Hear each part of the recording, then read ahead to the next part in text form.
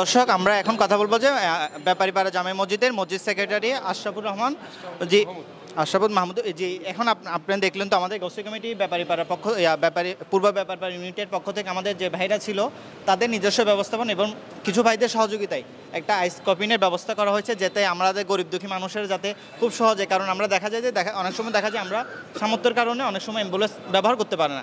এখন তাদের জন্য শুধু এখন সামান্য বরফ দিয়ে তারা কি একটা সুযোগ হয়ে যাবে। এটাকে আপনি একজন বিজ্ঞ লোক সমাজের, অবশ্যই যেহেতু আপনি মসজিদ সেক্রেটারির দায়িত্বে আছেন, এই বিষয়টাকে আপনি কিভাবে দেখবেন? আলহামদুলিল্লাহ, প্রথমেই সবাইকে সালাম ও শুভেচ্ছা জানাচ্ছি।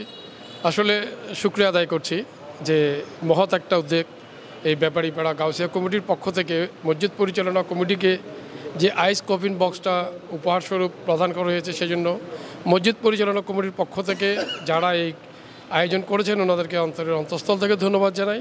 আরও ধন্যবাদ জানাই যারা এটাতে শরিক হয়েছেন, সহযোগিতা করেছেন। পাশাপাশি এই জিনিসটি আমাদের এলাকায় অনেকের আছে অর্থবিত্তের কারণে হয়তো ফ্রিজিং করতে পারছে না, বা যারা পারবে না আপনাদের এই মহৎ উদ্যোগের কারণে ওরা হয়তো এটা ব্যবহার করতে পারবে।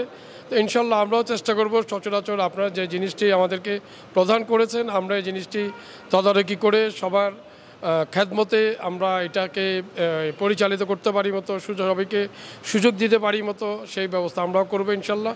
আর আমরাও চেষ্টা করব আগামীতে আপনারা যারা আরও মহৎ উদ্যোগ নিয়ে মসজিদের যে কোনো মহৎ কাজে আপনারা এগিয়ে আসবেন, মসজিদ পরিচালনা কমিটির পক্ষ থেকে সবাই আপনাদের সঙ্গে আছেন ইনশাল্লাহ।